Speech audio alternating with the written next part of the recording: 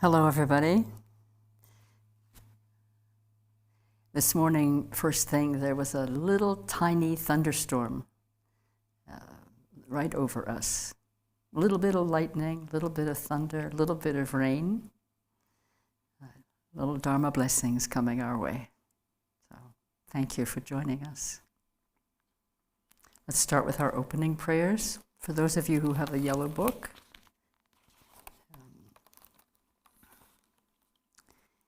and for those who don't have the text in front of you, just allow the sounds of the prayer and the words of the prayer to drop into your mind like nectar. That's what they are. And they open us to the blessings of the Dharma and the blessings of truth, love, indivisible, our true nature. These are reminders for us and door openers. All mother sentient beings, limitless as space, especially those enemies who hate me, obstructors who harm me, and those who create obstacles on my path to liberation and omniscience, may they experience happiness, be free from suffering, and swiftly may they attain precious, unsurpassed, perfectly complete enlightenment. All mother sentient beings, limitless as space, especially those enemies who hate me, obstructors who harm me, and those who create obstacles on my path to liberation and omniscience, may they experience happiness, be free from suffering, and swiftly may they attain precious, unsurpassed, perfectly complete enlightenment. All mother sentient beings, limitless as space, especially those enemies who hate me, obstructors who harm me, and those who create obstacles on my path to liberation and omniscience, may they experience happiness, be free from suffering, and swiftly may they attain precious, unsurpassed, perfectly complete enlightenment. For that purpose, until I attain Buddhahood, I will apply my body, speech, and mind to virtue. Until death, I will apply my body, speech, and mind to virtue. And from today until this time tomorrow, I will apply my body, speech, and mind to virtue. I take refuge in the Buddhas until I attain the essence of awakening. Likewise, I take refuge in the Dharma and in the assembly of the Bodhisattvas. Just as the Buddhas of the past gave rise to bodhicitta and progressed along the Bodhisattva's path, so shall I give rise to bodhicitta for the benefit of all beings and practice the stages of the Bodhisattva's path. I take refuge in the Buddhas until I attain the essence of awakening. Likewise, I take refuge in the Dharma and in the assembly of the Bodhisattvas. Just as the Buddhas of the past gave rise to bodhicitta and progressed along the Bodhisattva's path, so shall I give rise to bodhicitta for the benefit of all beings and practice the stages of the Bodhisattva's path. I take refuge in the Buddhas until I attain the essence of awakening. Likewise, I take refuge in the Dharma and in the assembly of the Bodhisattvas.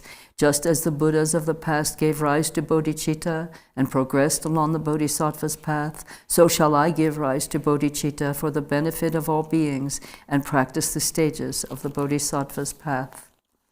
May all mother sentient beings, limitless as space, have happiness and the causes of happiness. May they be free from suffering and the causes of suffering. May they not be separated from the happiness that is free from sorrow. May they rest in equanimity, free from attachment and aversion. May all mother sentient beings, limitless as space, have happiness and the causes of happiness. May they be free from suffering and the causes of suffering. May they not be separated from the happiness that is free from sorrow. May they rest in equanimity, free from attachment and aversion. May all mother sentient beings, limitless as space, have happiness and the causes of happiness. May they be free from suffering and the causes of suffering.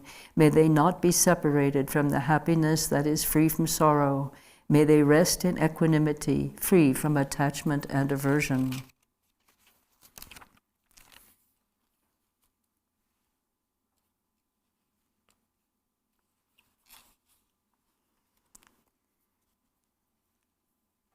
The offering of the Mandala. An infinite array of worlds, each with 4 continents and the wealth of infinite oceans of realms, if I bring them all to mind and offer them without exception, please hold with compassion all the beings they contain. my body, enjoyments, and whatever I own, my aggregates, elements, and sense sources, my aspirations now and in times to come, as well as everything I grasp as mine, by offering them all, may I be blessed with the end of self-grasping. Completely liberated from the bounds of real and unreal, transcending the names and concepts of arising, cessation, and abiding, coming and going, affirmation and denial, the supreme mandala is the natural state. By offering it, may I be blessed to attain the state of Buddhahood. Om Guru Deva Dakini Ratna Mandala Pratitsa Soha. And the supplication to the Guru. Namo, to the Guru, the utter purity of all appearance and existence, I offer all appearance and existence arisen as the primordial ground. I supplicate you, may the three realms be completely liberated. Please grant blessings to empty samsara from its depths. Lord with 5 omniscient wisdoms, crown ornament, kind one with loving nature, precious protector of beings, heart of all Buddhas, inexpressible by words or thought, I supplicate you from the core of my mind. Bless me from within the state of Dharmata. Bless me to realize this mind primordially pure and unborn as the unfathomable Dharmakaya. Please turn the wheel of the Dharma, of the greater and lesser vehicles, and the teachings common to both, according to the dispositions and mental capacities of sentient beings. And then at the request of His Eminence Garchen Rinpoche, and in companionship and good company with practitioners around the world, we'll recite the Shantideva 4 lines requested of us during this pandemic, but always good to do, pandemic or no. But for now, this powerful prayer that's been recited since the beginning of the pandemic by many, many practitioners of Buddha Dharma in many, many countries, may it resonate in our hearts as an authentic prayer of aspiration and supplication. May every being ailing with disease be freed at once from every malady. May all the sickness that afflicts the living be instantly and permanently healed. May every being ailing with disease be freed at once from every malady. May all the sickness that afflicts the living be instantly and permanently healed. May every being ailing with disease be freed at once from every malady. May all the sickness that afflicts the living be instantly and permanently healed. And now the recitation of the 37 Bodhisattva practices. If you have this text, or if you have a book that has the text in it, like many of the commentaries do, please join in the recitation out loud, sitting where you are. This is the core of the Dharma, as Garchen Rinpoche has taught and continues to remind us. This is the entire Buddha Dharma. He even said at one point when he first gave us this text, everything that's here is the Dharma, and if it's not in this little book, it's not the Dharma. Namo Lokeshvaraya. While seeing that all phenomena neither come nor go, you strive solely for the sake of all beings. Supreme Guru and Protector Chenrezig, at all times I respectfully pay homage to you with my body, speech, and mind.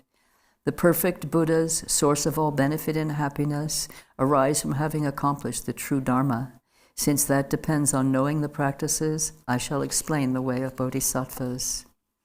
Having now gained this great ship of freedom and fortune so difficult to find, in order to free yourself and others from the ocean of cyclic existence, listen, reflect, and meditate day and night without distraction. This is the way of a Bodhisattva. Attachment to loved ones churns like water. Hatred for enemies rages like fire. In the darkness of ignorance, one forgets what to adopt and what to avoid. Abandon your homeland. This is the way of a Bodhisattva. When negative places are abandoned, disturbing emotions will gradually decline. Without distractions, attention to virtue naturally grows. When the mind becomes clear, certainty in the Dharma arises. Live alone in seclusion. This is the way of a bodhisattva. Family and longtime companions will part from each other. Possessions gained with effort will be left behind. Consciousness, a guest, will leave the guest house of the body. Let go of all worldly concerns. This is the way of a bodhisattva. In bad company, the three poisons grow stronger. The activities of learning, reflecting, and meditating decline, and love and compassion are lost. Give up such companions. This is the way of a bodhisattva. When one follows a true spiritual friend, faults will dissolve and good qualities will grow like the waxing moon. Consider this friend more dear than your own body. This is the way of a bodhisattva. Who can worldly gods, themselves imprisoned in samsara, protect?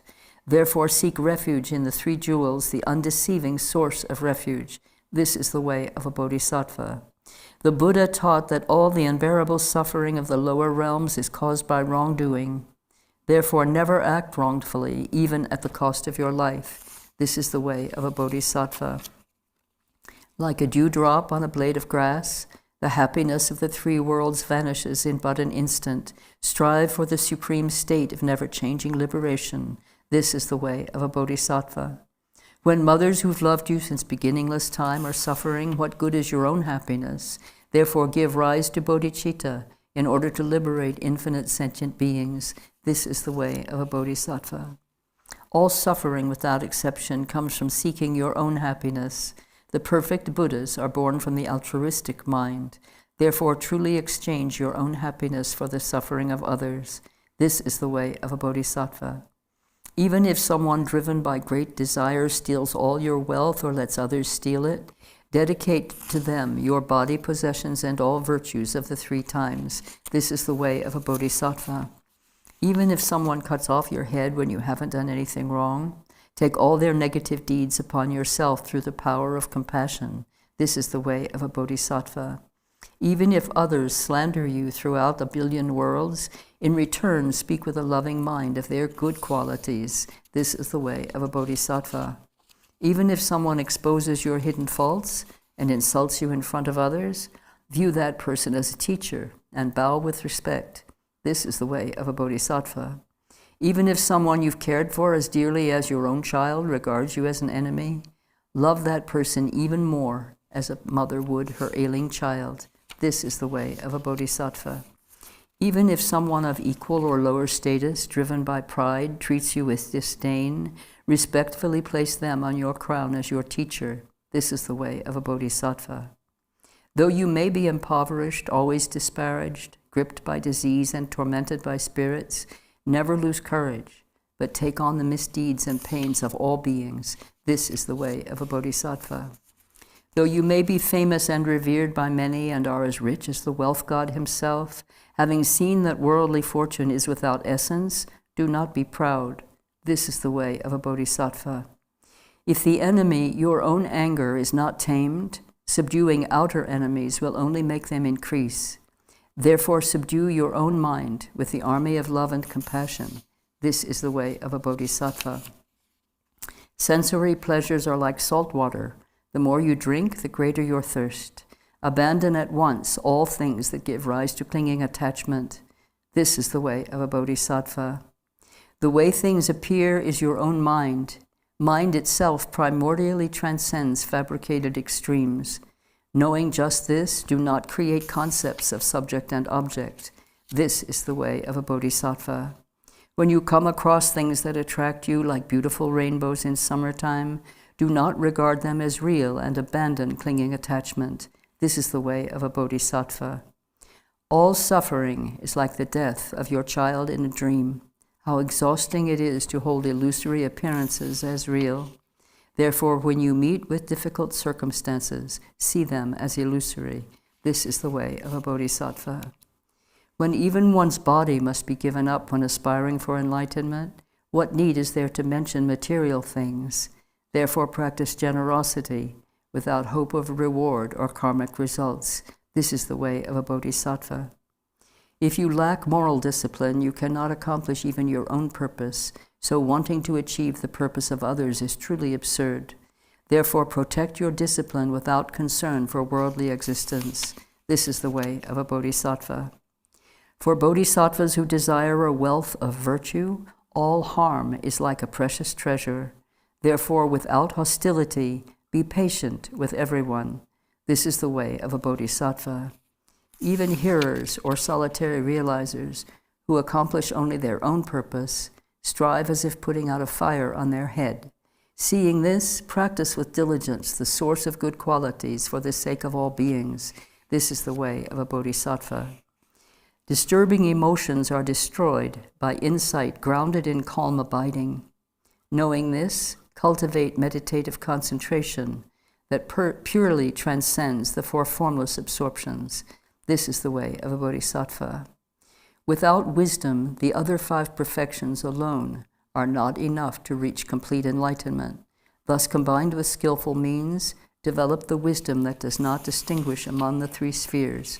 This is the way of a bodhisattva. Unless you examine your own confused ideas, you might look like a practitioner but not be acting like one. Therefore, always examine yourself and abandon confusion. This is the way of a bodhisattva. If you are driven by disturbing emotions and talk about another bodhisattva's faults, it is actually to your own detriment. So don't mention the faults of those who've entered the great vehicle. This is the way of a bodhisattva. Concern for gain and respect causes conflict and a decline in the activities of learning and reflecting and meditating. So abandon attachment to your circle of friends, relations, and benefactors. This is the way of a bodhisattva. Harsh words disturb others' minds and thus diminish the practice of a bodhisattva. Therefore, abandon harsh speech, which is unpleasant to others. This is the way of a bodhisattva. When disturbing emotions become habitual, it is difficult to reverse them with antidotes.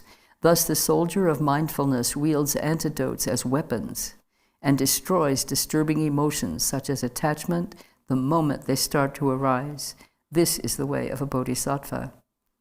In brief, wherever you are and whatever you are doing, always examine the state of your mind. Act to accomplish the purpose of others through constant mindfulness and awareness. This is the way of a bodhisattva.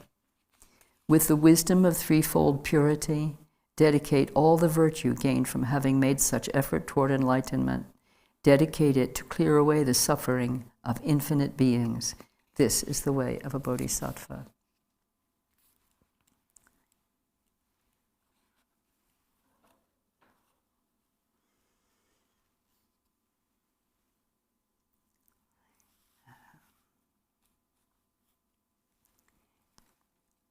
I am so relieved to be together again with you, those whom I've met, those whom I haven't met. This camera lens is our magic carpet. We are not separate for an instant, and when we bring our minds together like this in the Dharma, we recognize that we're not separate. So let's rejoice in that and be aware during this weekend of study and practice that we're all listening, we're all hearing, we're all contemplating, and we're all practicing. Those three are the meanings of practice in the Buddha Dharma: hearing, contemplating, and practicing. And we're doing this together. That means we're Sangha. We're Sangha. Rinpoche has sometimes said, a Sangha is a person of good heart. Good heart, the first time he said that, he was in first time I heard him say that, was in, I can't remember what year it was in Tucson. It was the first time he was teaching a large group, I think, in the United States. And at one point he called out to the group, there was quite a large gathering, he called out, "Do you have a good heart?" And you could maybe imagine a few people maybe nodding their heads, and maybe others were looking around to see what other people were doing with that question. And then he made clear it wasn't a rhetorical question. He was actually asking us, do you have a good heart? And so the next time he said it, he said, "Do you have a good heart?" And a few people you could hear just kind of whispering, "Yes." Or maybe looking within and not so sure, but some said yes. And then he asked a third time, "Do you have a good heart?" "Yes," everybody roared. "Yes, we have a good heart." Sangha of good heart. That in itself is a gift to all beings.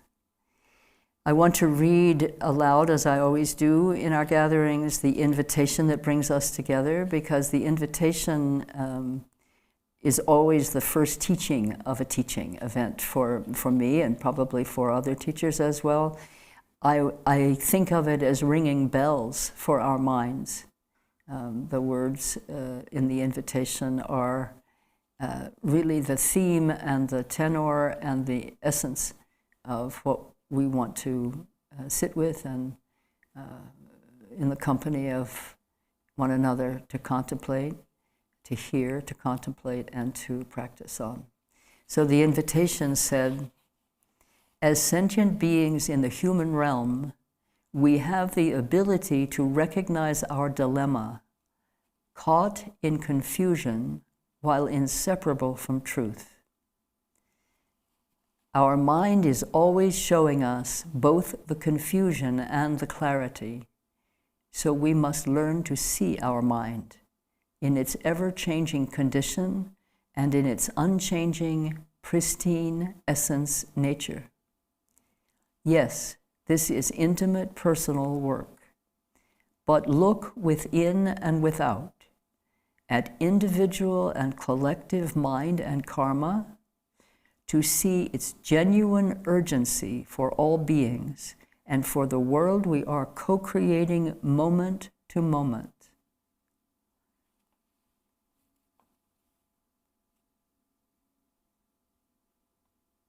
And then a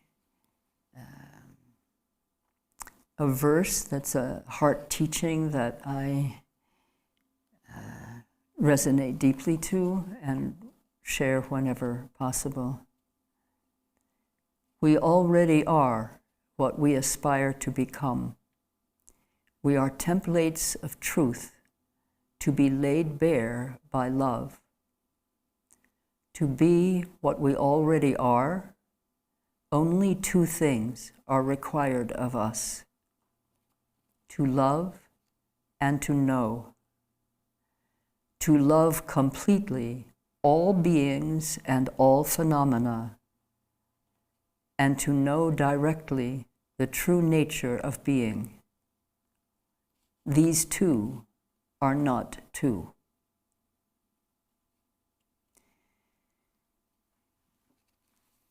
And to remind us of the title of this gathering, it's Intimate with Error and in Love with Truth. So with that invitation, we can all feel quite welcome. We are all intimate with error by virtue of our existence. That is proven. And we can say that we're in love with truth because we have some aspiration, some need, some longing, some recognition, something that calls us to sit together like this with others of good heart, maybe even others who are still doubting their good heart. But I say take faith, take confidence, take certitude. We are definitely intimate with error, and we would not be here if we were not in love with truth. And I mean that in two different ways, in love with truth. One, in love in the sense that we speak of in love with a person, a dear person, or even with an idea. In love with truth means longing for truth. And that longing comes from a certain inner resonance. We recognize truth when we hear it. It's on the pulse, we can feel it. And in the heart, we can recognize it. And then there is another meaning of that phrase, in love with truth. We are in a state of love and we are with truth. That's how we can say these two are not two. Yeah? And also the intimate with error and the being in love with truth are not two. We are ourselves as are all phenomena that come and go here in relative reality, we ourselves are the union of relative and absolute. We're the union of the ultimate and the conditioned. In other words, we're the union of error and truth.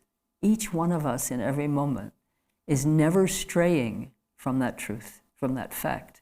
That's the facticity of our nature, our true nature, our essence. It's also the facticity of our existence in this temporary condition of having a body, this one as a human, many other bodies we've carried also.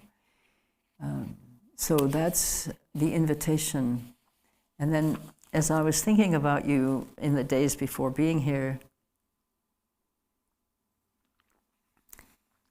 I did what I sometimes do. I wanted to read something for you. And so I went to my little library. It's very small now. I've moved so many times in these last years. Really indescribable number of times I've moved. So every time I move, more things get placed in boxes and are never seen again. And so my little library is really like 4 small bookcases. But I and my library are intimate because it's really a Dharma library. That's pretty much all that remains. And so it happens all the time that when I am not certain, when I am certain of what I'm looking for, I usually find it without any difficulty. When I'm not certain, but I have a sense that there's something that I want to share with you, then I go to the little bookshelves, and I might just go like this, but something practically falls into my hand. And that always is exactly what is needed. So today, it's the great Dilgo Khyentse Rinpoche. He's a Nyingma master of this last century, not the 21st, but the 20th. And he is a mountain of Dharma. Still, even though no longer in his body, a mountain of Dharma that you can climb, and with every move you find the right foothold and the right handhold. And even if you fall, there's no place to fall because you're held by the great love, the great compassion, the ineffable, all-penetrating compassion and wisdom of this great, great teacher. So just look at this face again. This is exquisite beauty. So I want to read to you from this book called The Heart Treasure of the Enlightened Ones. We always start, when we give teachings, we always start with generating the correct motivation, which is bodhicitta. And we did this already by reciting the opening prayers and also by the recitation of 37 practices. But just to make it really clear, I want to read you a fairly extensive section in this book. It's in the introduction, and it's called The Right Motivation for Receiving and Studying the Teachings.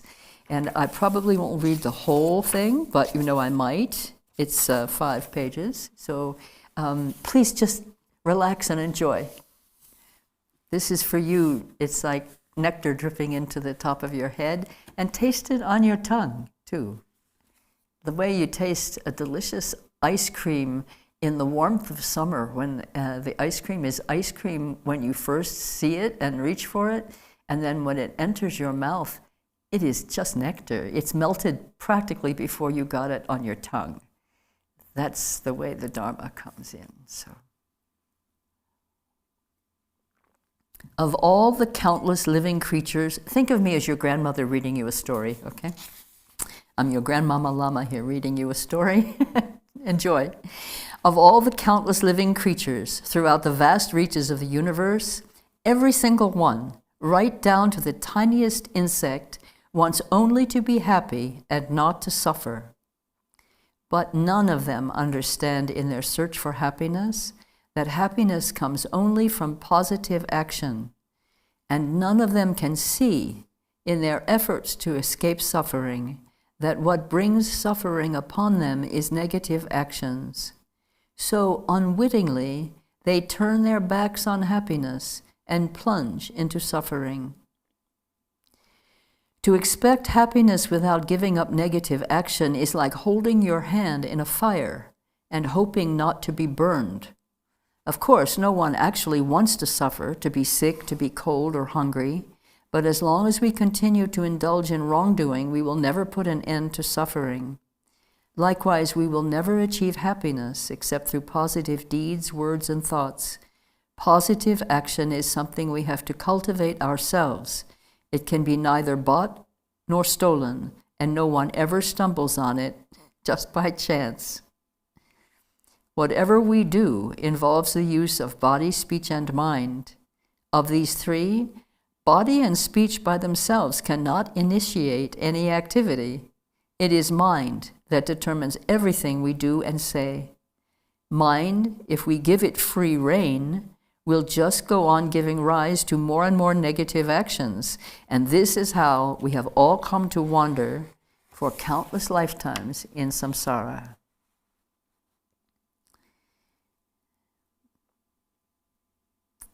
This particular paragraph touched me especially. In each of these countless lives in beginningless samsara, we must have had parents.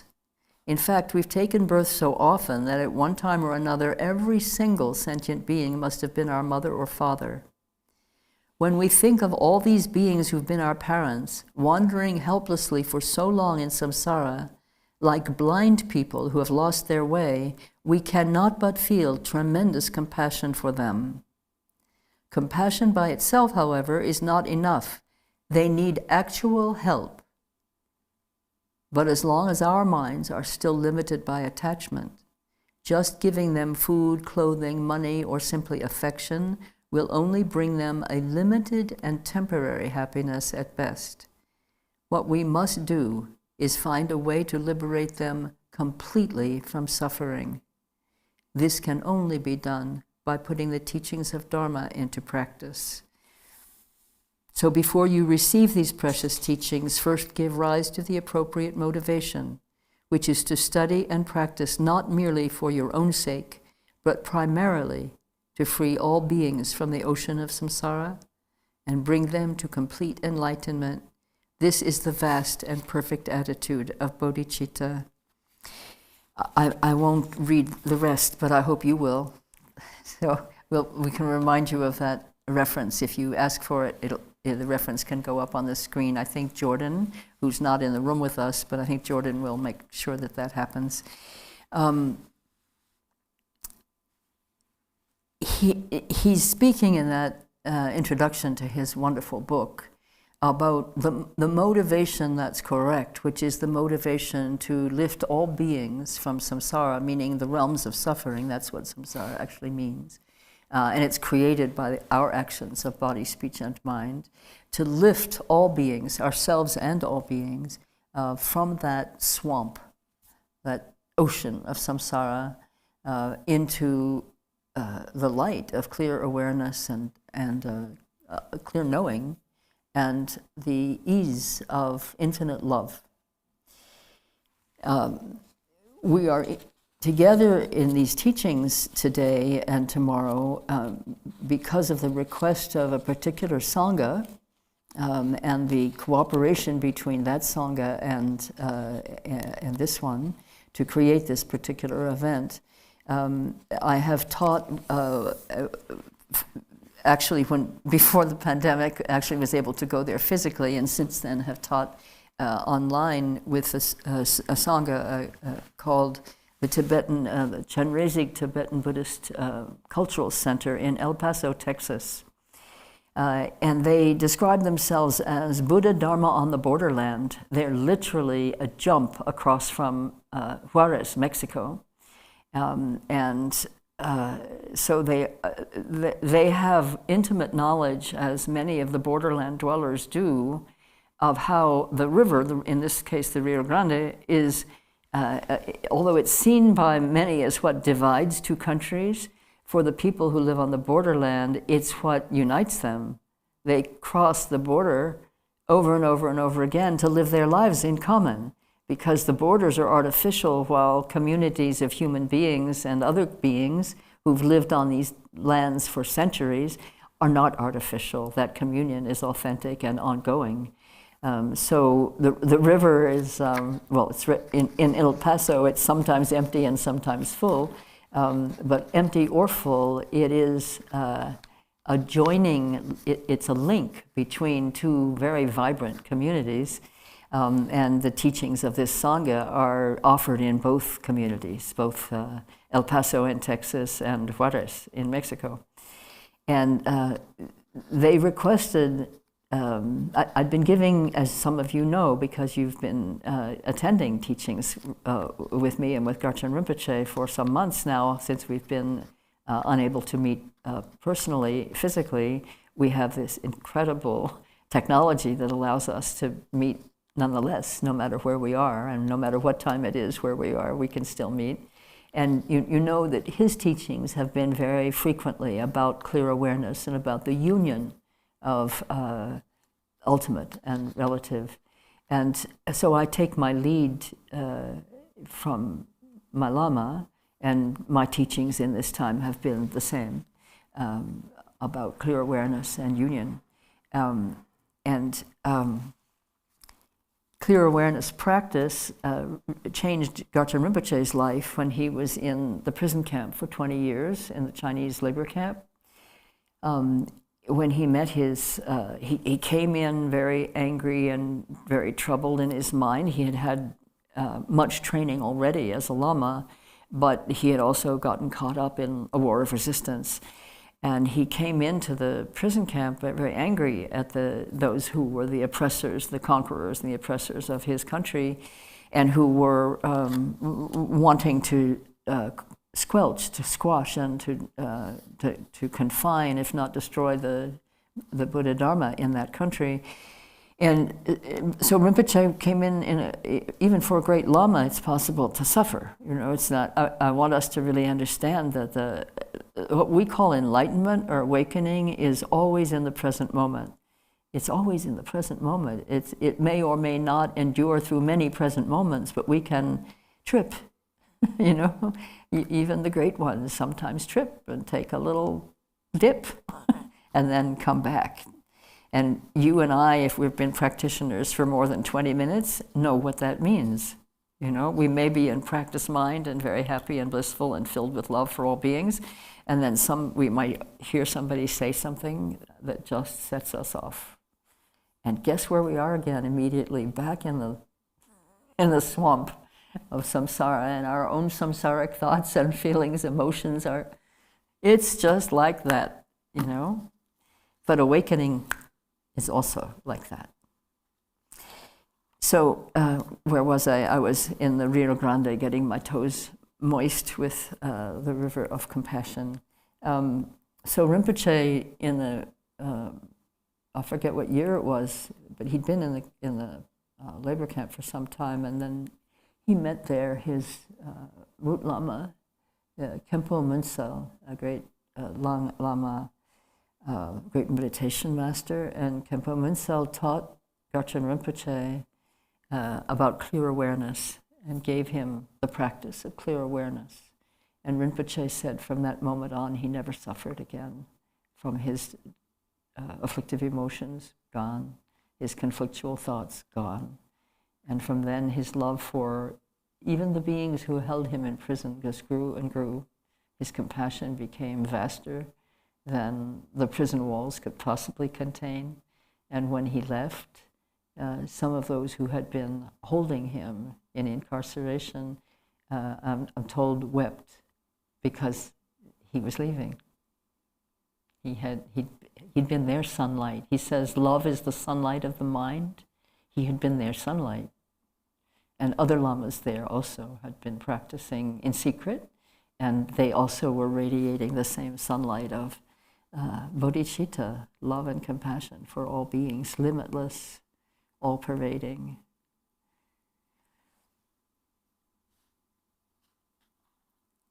So,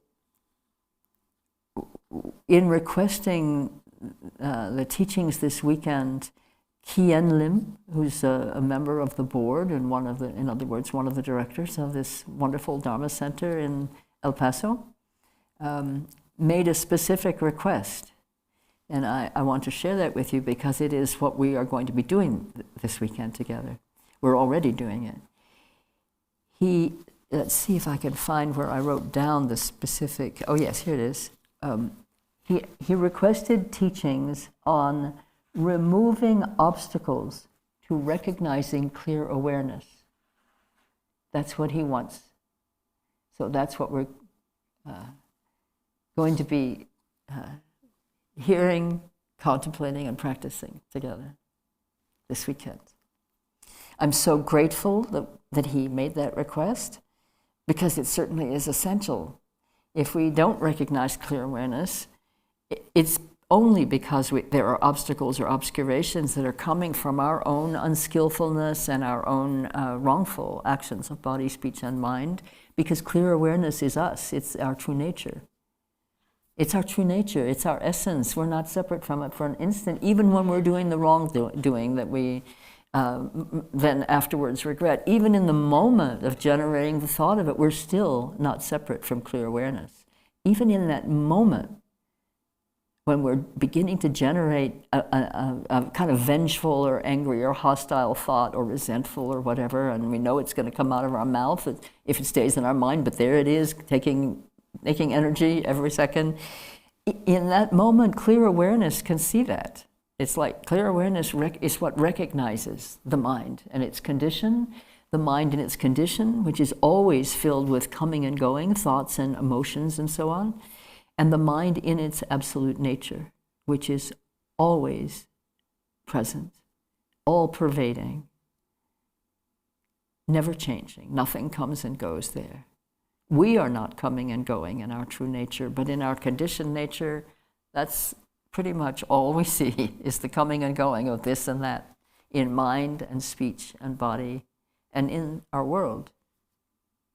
And I want to make at the outset a very definite and clear and explicit connection, as I did in the invitation to the retreat, to this teaching retreat, for us to recognize the relationship between between the condition, the temporary and adventitious condition of our own mind, which we can see, and the condition of our world, our planet, our country, our continent, our hemisphere, our planet. These two are not two. The condition of our mind is what gives rise moment to moment to moment to the experiences and appearances that we recognize as our present lived reality. And that includes the atmosphere around us. It includes the ground we walk on. It includes the relationships that we're aware of and that we participate in, that we co-create with others. It includes war. It includes starvation. It includes kindness. It includes peace. It includes generosity and greed. It includes everything that sentient beings create and experience. And it includes the essence nature of everything that sentient beings create and experience, including ourselves. So the condition of our world in this time, we find ourselves in a time that looks horrendous in many respects. If we look at the gross appearances of our times, we can recognize what's meant by the phrase a degenerate era, an era when the forms of goodness and ease and prosperity and harmony and clarity and kindness and spiritual progress, that the forms of those things, not the essence, but the forms of those things are degenerating. It becomes more difficult in the world we live in right now, even to do some very simple things that we've all taken for granted. Like you go out for a drive, for example, and it's a lovely day, and then there's a thunderstorm, and then there are flash floods, and then you're in your car, and then you're drowning. I'm not exaggerating. I live in the Southwest. We see this when the thunderstorms come. And then, this last bit of time, we saw it also in New York City and New Jersey. You think these great cities, on the either coast, these great cities that have everything, every amenity that human beings could want or need, and all the invention, a capacity of human beings to make more, there they were. People in the subways, underwater. People in their apartments, drowning. People in their cars, drowning. This is the nature of samsara, that one moment it looks great, the next moment drowning. So we need to learn to swim. Simply put, we need to learn what it is that creates these waves of suffering that pour over beings in samsara, and what is it that will sweep away these causes. Because these causes of the suffering of sentient beings, in other words, they are the same causes that bring forth samsara. The suffering of sentient beings is samsara. That's what it means. And so when requested to give teachings, whatever I've received, kindness of my great teachers, to give teachings on what are on the obstacles to recognizing clear awareness, meaning the wisdom nature that is our birthright, that is our true nature, we must go immediately to what creates these obscurations. To talk about sweeping them away, it isn't meaningful if we don't have some understanding of what creates them, because we are creating them. So we're not going to start sweeping only. We're going to start also talking about what is the nature of samsara, how it arises, and our role in that. So I need to take some water.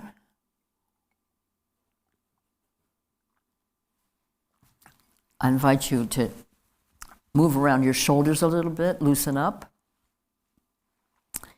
so that we can take the next step together.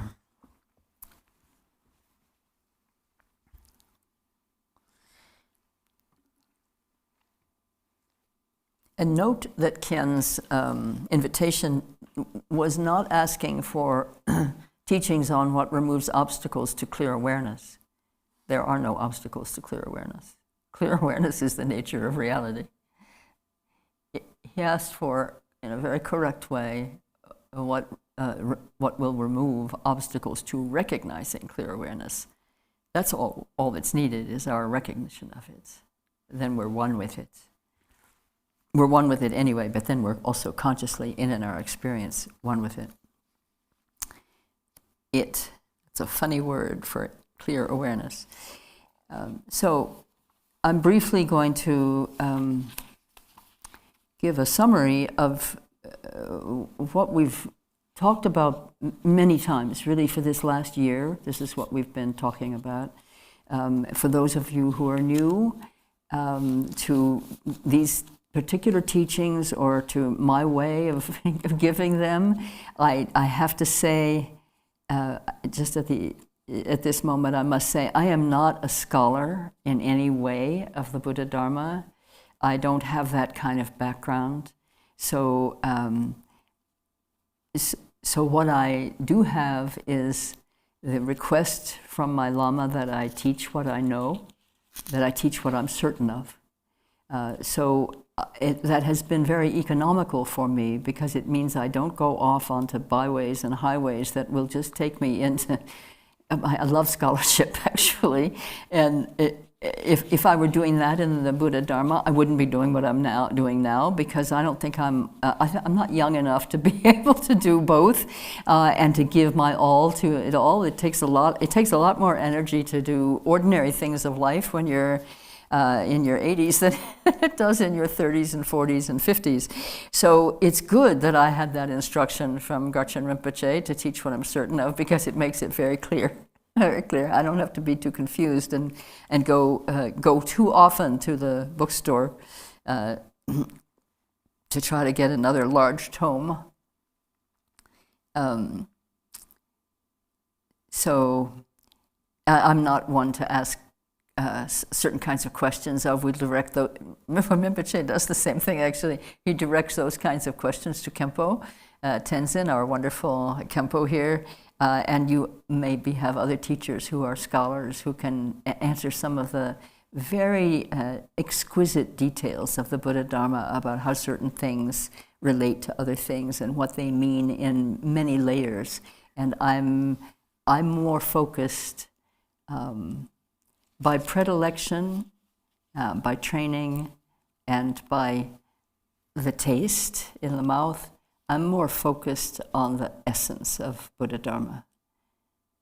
In what time is left to me, that's what I want to give you. Actually, you already have it. You're not separate from it. But I want to give all of us, including me, reminders over and over and over again of the essence of Buddha Dharma, which is the essence of reality and our true nature. So there is only one cause of suffering. Now, everything that I'm going to be saying you will find also in the 37 Bodhisattva practices. There is only one cause of suffering. There are many kinds of suffering, but there's only one cause, and that's primary ignorance of the true nature of reality.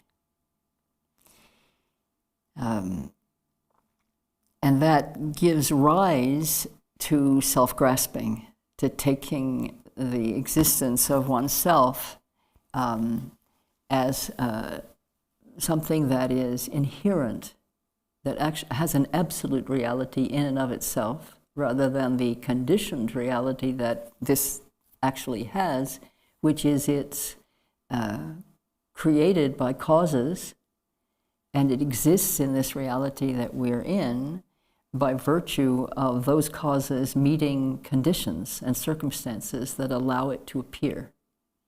And this body will exist as long as the causes are still operant and the conditions are still present, and then it will go. There won't be anything left to hold it. And so I want to read to you from the way in which the prayer of Kuntu Zangpo, which I recommend that all of you study and practice at every opportunity. I have it here somewhere, but I don't see it right away. There's a particular description of the way in which this primary ignorance of the true nature of reality gives rise to what we call self-grasping, which isn't what we sometimes interpret as just selfishness. We might think self-grasping, well, that means selfish or self-centered or whatever. Those are expressions of it. But self-grasping is our clinging to a false notion of what is true. We cling to the false notion of selfness, meaning self-existence, self-existent in and of itself. In Tibetan, people sometimes say, from its own side, of there being an absolute existence that is not conditioned. There isn't an absolute existence that is not conditioned. Existence by its nature is conditioned. And we call the fixation on that self-grasping. So it's not just grasping to the notion of self in me, it's grasping to the notion of self in this pair of spectacles. But we know that's false because we know it's made of something, constructed, by something, by someone. And we don't think that way all the time about ourselves, but we ought to, because it's true of us too. Not so much the someone making us, but the creation of this entity and its decorations at the moment are all conditioned appearances. They're created And anything created, anything that has been created is going to die. Anything that's born is going to die. Anything that comes is going to go. The root, the ground, is unmoving and unchanging. That's the primordial ground. So let me read this excerpt from Kuntuzampo. It's in the form of a prayer. This is a terma by Padmasambhava. It's in the form of a prayer enunciated by the great Buddha. Kuntuzampo is the name. So it's enunciated as teachings. From the beginning, you beings are deluded because you do not recognize the awareness of the ground. So I just spoke of the primordial ground, and because we do not recognize our own awareness of that ground, we generate delusion upon delusion. So, being thus unmindful of what occurs is delusion, the very state of unawareness and the cause of going astray. Then he elaborates on what it means, this term, going astray. From this delusive state comes a sudden fainting away and then a subtle consciousness of wavering fear. From that wavering, there arises a separation of self and the perception of others as enemies. This is addressing the moment in the, I'm going to say birth, but I really mean individuation of individual consciousness, where consciousness recognizes existence. The consciousness recognizes the existence of this being, oneself.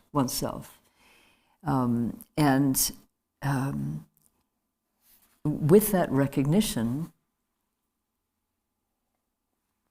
I should point out that it doesn't happen just one time.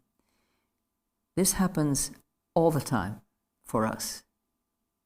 There is always there's continuous activity of referring to, I'll use that word in this case instead of recognize, of referring to self-existence and then clinging to it.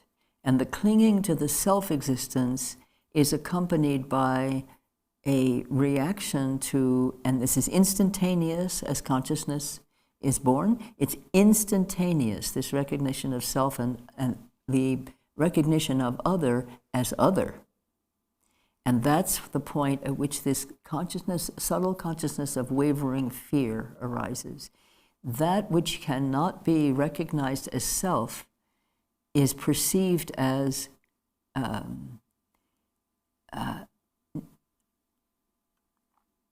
otherness, not just another being, because it might not be a being, it could be a pencil, but it's recognition of it's not self, it's otherness, and it's accompanied or immediately gives rise to this wavering fear. This happens in our own consciousness constantly.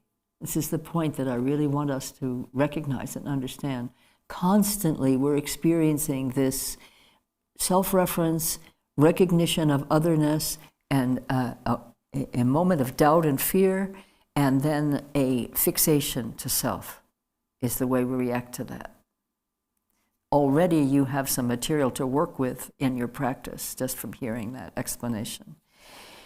So then Kuntuzampo goes on to say, from that wavering there arises a separation of self and the perception of others as enemies, which is what I've just described, but I haven't used the term enemy, but there is that sense of otherness, which we can see in the world we live in. We attribute negative qualities to that which we experience as other, meaning not self or not part of the group we identify with, or the language we speak, or the religion we belong to, or the political awareness we have. That's the process that I'm talking about here in this fundamental description of how we create confusion and obscuration, that process is ongoing in our lived realities in the world at this time. And then gradually the tendency of separation strengthens, and from this, the circle of samsara begins. Then the emotions of the 5 poisons develop, and the actions of these emotions are endless. So this is the moment-to-moment creation of samsara, of the realms of suffering, confusion, and delusion. This is called the root ignorance.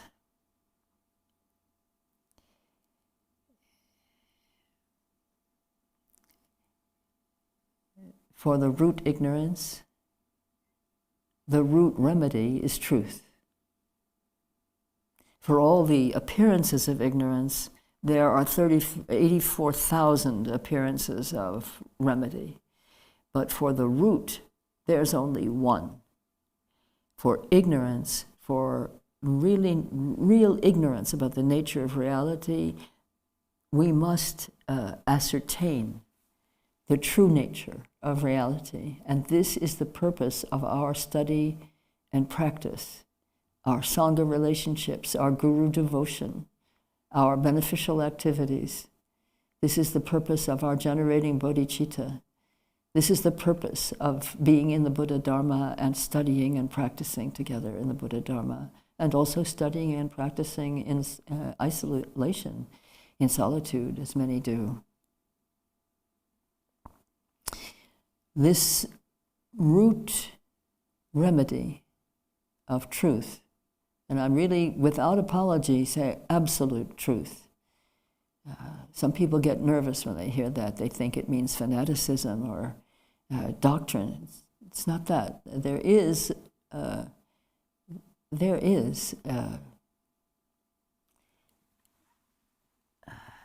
want to read you a quote from my commentary on the 37 Bodhisattva practices. It's another communication from Dilgo Khyentse Rinpoche, whom I read from earlier, but it's a different book from him. But this is a quote from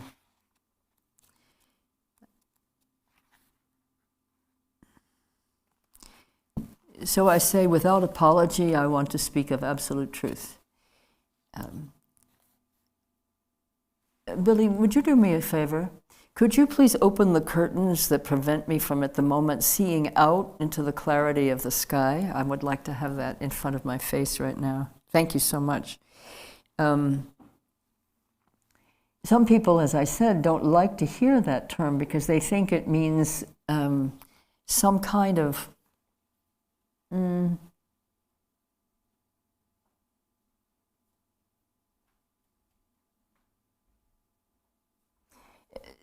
maybe that the person is using the term self-righteousness absolute truth is somehow self-righteous, or making something up to impose it on others. But I want to read to you what Dilgo Khyentse Rinpoche says about absolute truth. And this is an excerpt from Brave, Generous, and Undefended. Let us take deep into our hearts these words of the great Dilgo Khyentse Rinpoche, calling us, quote, to the deep inner courage that it takes to be ready, out of compassion, to work over many eons for the sake of beings, and to face without any fear the highest truths of the teachings, that ultimately all phenomena are totally empty by nature, that emptiness is expressed as radiant clarity, that there is a Buddha nature, a self-existing primordial wisdom that is uncompounded, and an absolute truth beyond the reach of the intellect.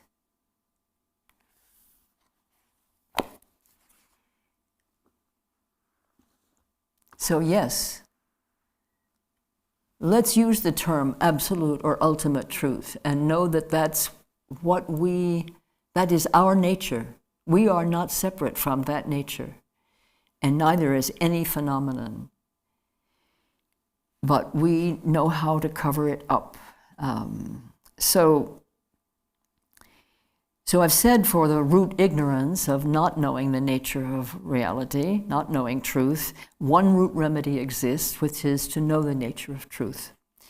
And this remedy is practiced in two ways. Sometimes the analogy is used of the wings of a bird. It's practiced as wisdom and as method. We are in this time together this weekend, we are practicing both wisdom and method throughout both days, Saturday and Sunday. We're doing both. And if you are always practicing both wisdom and method, you are practicing an undeceived and undeceiving path. So we practice on wisdom in order to clear away the illusions of ignorance. And that is practice that comes through all the methods of practice, through hearing teachings on the ultimate. Here in our relative reality state, we hear enunciations, teachings, and explanations, explications of the absolute nature, which Chenrezig has referred to as emptiness, sometimes called voidness.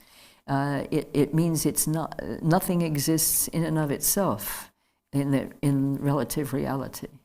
Its actual nature is open like space, clear, radiant, all-pervading, and indestructible. So, in addition to teachings and contemplation, for wisdom also we practice meditative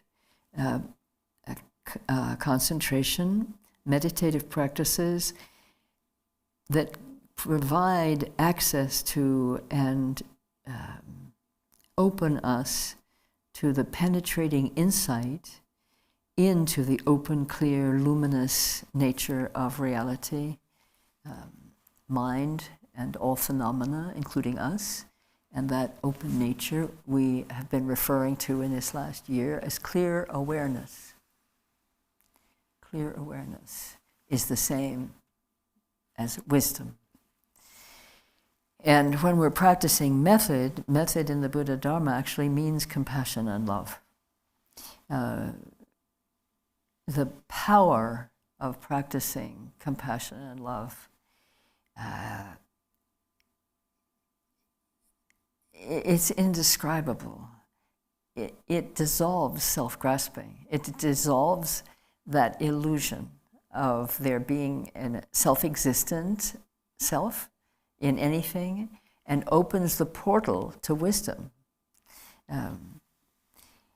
Because that self-grasping, this term that you'll hear a lot this weekend probably, is what that is the obstacle, that is the obscuration that Ken is referring to when he asks for teachings that clarify how to remove what obscures our recognition of clear awareness.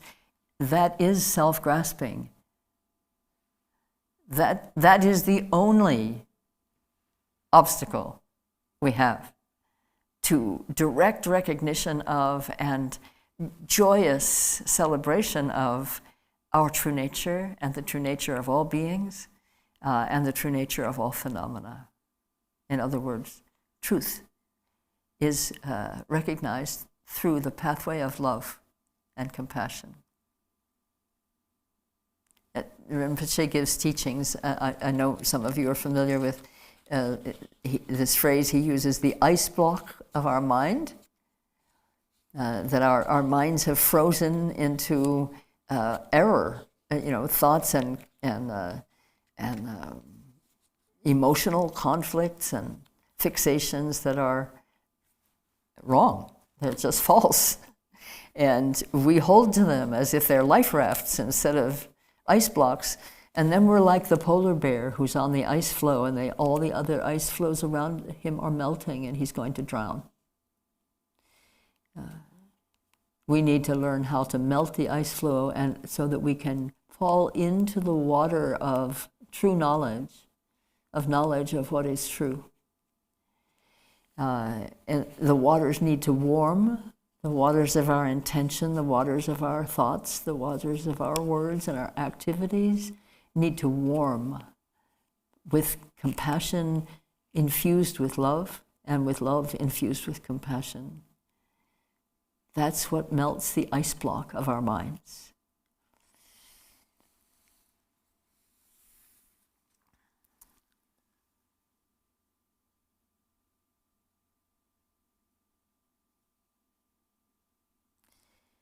On the Bodhisattva path, we cultivate bodhicitta, the great love, as relative and ultimate bodhicitta.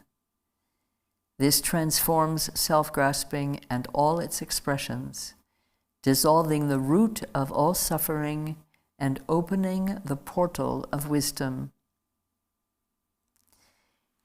Without love, says the great Bodhisattva Garchen Rinpoche, without love, it is not even possible to meditate. Without love, it is not even possible to meditate. So this is why we start every practice by generating bodhicitta. This is why we should start every day by generating bodhicitta. And before we open our mouth, we should generate bodhicitta, because this instrument is one of the great causes of harm doing in our lives. I'm laughing because I'm a great proponent of this point, because I have a history of too much talking and too much harsh talking. I don't think there's anything like not quite enough harsh talking. So to say too much harsh talking, I should just say harsh speech. I have that in my history, and I still can fall into that. So when I think about body, speech, and mind, I always want to just kind of console myself a little. Yes, speech, Barbara. Pay attention to speech, and a great deal of trouble will be avoided. I'm going to go off on a lot of digressions as I speak this weekend, just because when something comes up, I think it's useful. So our speech both expresses what's in the mind. As we know, the mind is what generates all forms of activity. That's the master computer. But so our speech definitely displays. It not only expresses, but for all the world to hear, displays what's in our mind. Both the great beauty that we give rise to in the mind, and also the error and the harmfulness of some of our ways of thinking. I'm laughing because this is so self-referential. But in addition to it displaying what's in the mind, our speech also conditions what's in our mind. When we give rise to speech that is loving or even, let's dial back. When we give rise to speech that even acknowledges the right of another person to exist, we hear that when we say that. We hear it. So that's like a teaching for us. When we say something out loud, or actually even in our thoughts, and we're recognizing that we're thinking it, that actually is arising from bodhicitta, from love or compassion or simple human respect. Our mind hears that. That's a great thing. That's a great capacity we have to be our own teacher. Hugely significant. I don't think I've ever spoken about this before. I don't think I've ever heard this before, but I know it from my own experience.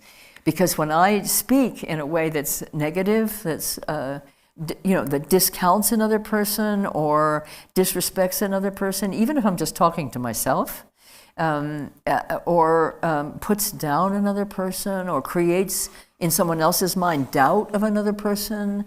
In other words, all the ways our speech can be manipulative. Do you know what I mean? Manipulative speech and reinforcing wrong thinking, reinforcing thinking that's really not accurate because it's not based in truth and love, but it's based in, centuries and lifetimes of conditioning of our minds and behavior that have a lot of error still in us. And so it's why we have to practice. It's why we have Sangha. It's why we have teachers. It's why we have the Dharma. I remember Rinpoche telling me once, some years ago, when I was complaining about something. Actually, to be perfectly honest, I was complaining about someone. And he said, Barbara, if you don't want people who have troubled minds, don't have a Dharma center. That really had an impact on me. Because, we recite these prayers about how our good intention is this and that and stuff, and yet sometimes the good intention is here and we're going like this in practically the same instant. Anyway, this is sort of a digression, but not really, because this is one of the things that obscures our ability to recognize clear awareness, is that we're practicing wrong action, wrong thinking, wrong speaking, wrong acting, wrong because it's not true, because it's based on untruth. It's not based on truth, it's based in falsehood. So it's not wrong as you're wrong. Not that old way that some people have had from, childhood. Somebody, you're wrong. Making someone wrong. No, that's not what I mean by wrong. I mean wrong as in incorrect. It's that simple. It's just incorrect. It's not actually factual. It's not true. And we can't even recognize that unless we have some exposure to what is true. And we have that exposure all day, every day, and all night, every night. Because our mind is inseparable from truth. And so there is never an instant where that pulse is not on your, where that truth is not resonating on your pulse. It's right here all the time. When you hear your heartbeat, think home, or think truth, think love. When you become aware of your heartbeat, it's on the pulse. So we're never not resonating to truth, never not resonating to truth, which means it's always reminding us of what is accurate, what is authentic, what is genuine, and we are never straying from that, but in appearance and in activity and in speech, we are straying. Every time we take an action that is self-centered or self-referential, we're straying momentarily. But you know what's recognizing that all the time? Clear awareness. It's not as if there's ever a moment when clear awareness is not recognizing what's in our mind. It's always recognizing. It's inseparable from that which is in the mind, because the mind's true nature is clear awareness. So,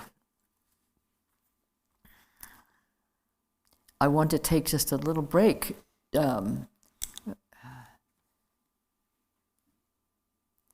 I spoke much longer than I intended, but I said what I intended. And if it took that long to say it, okay. I want to take a short break, and then we're going to come back, and we're going to do some a very specific practice. You have, if you were seeing on the website, the Garchen Institute website, if you were seeing the documents that were available for download, you may have seen one that was a section of this book, Brave, Generous, and Undefended, that's on the generation of bodhicitta. And it has in it a section on what's called equanimity. So if you happen to have that with you and you open to that section, in the book it's pages, it starts on page, hold on a second. In the book that whole it's a not a whole chapter that I gave you to download, but part of one. It starts fortuitously, auspiciously on page 108, and then and I hope someday somebody's going to explain to me why that's considered an auspicious number, because I've asked a number of people and I've never gotten an explanation. But the section on equanimity begins on page 112 of this book, if you have it. And I'm going to talk about equanimity a little bit, and then we're going to do an intensive practice on equanimity. We're going to start there because we need to start there. So I'll be right back. This is your chance to take a break too, if you need. There won't be another break probably before the end of the morning session.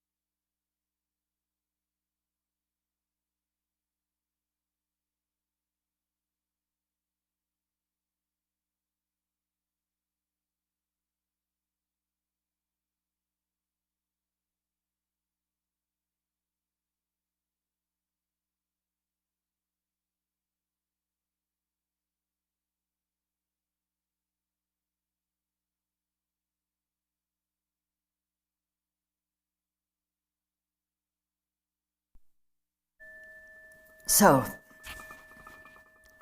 equanimity. In English, and I don't know about any other language in respect to what I'm going to say right now, in English the word equanimity tends to be used to describe that one has an even mind, that you're not in a state of excitation or depression. You're not in a state of reactivity in some way. That you maintain your even mind regardless of what the circumstances are. That's not different from the meaning in the Buddha Dharma, but in the Dharma we speak. We're talking about equanimity at a deeper level, and using it to refer to the mind that recognizes the equality, not the sameness in characteristic, but the sameness in value, the equal value of all beings. The equal value of all beings. Most of us don't live on that basis, that all beings are recognized by us as of equal value.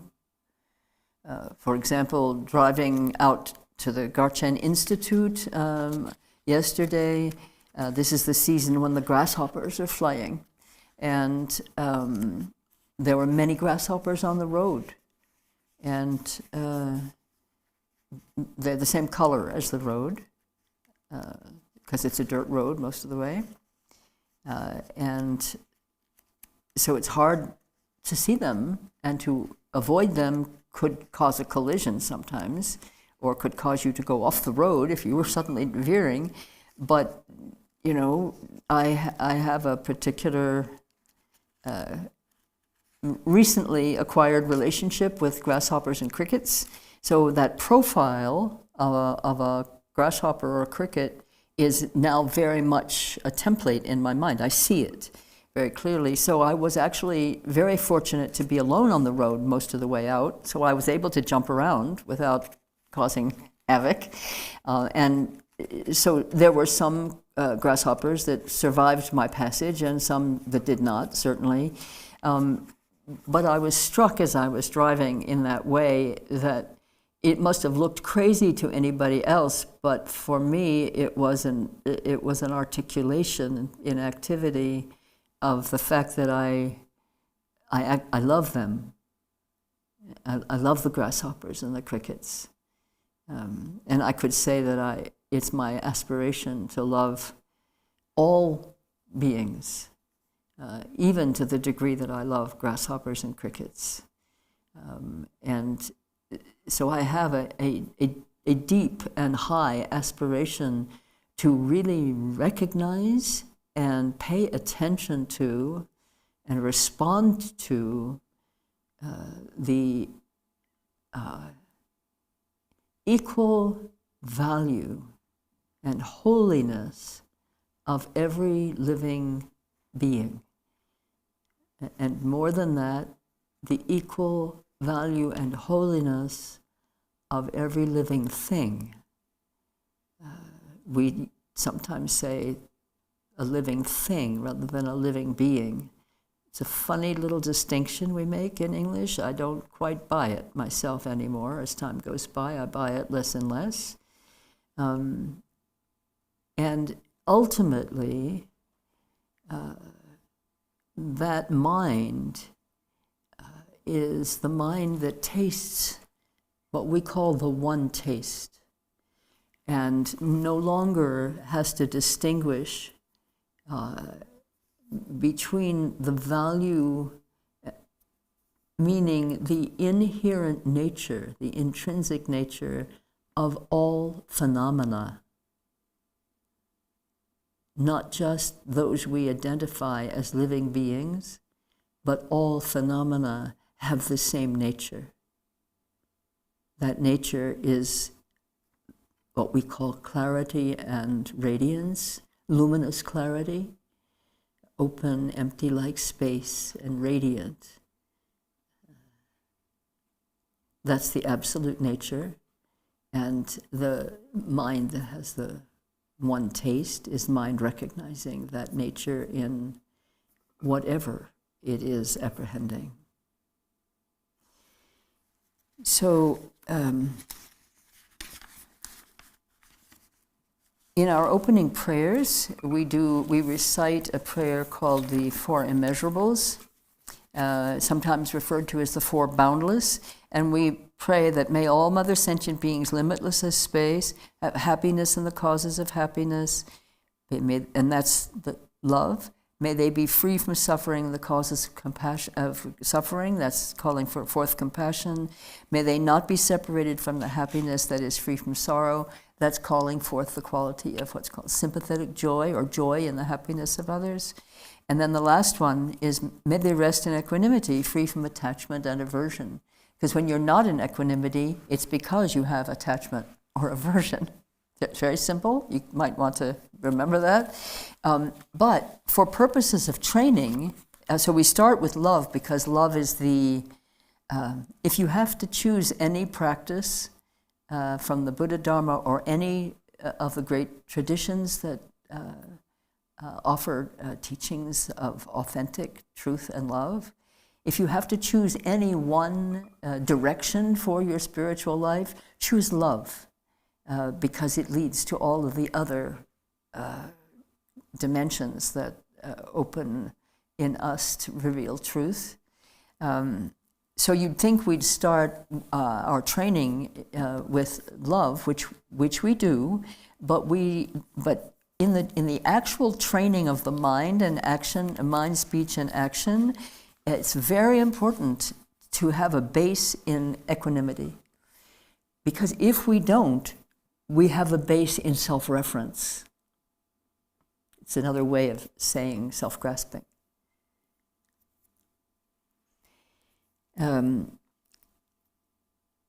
So we speak often of the infinite love, that's our direction, that we're setting our direction to true north, which is infinite love, which is truth. They are a union.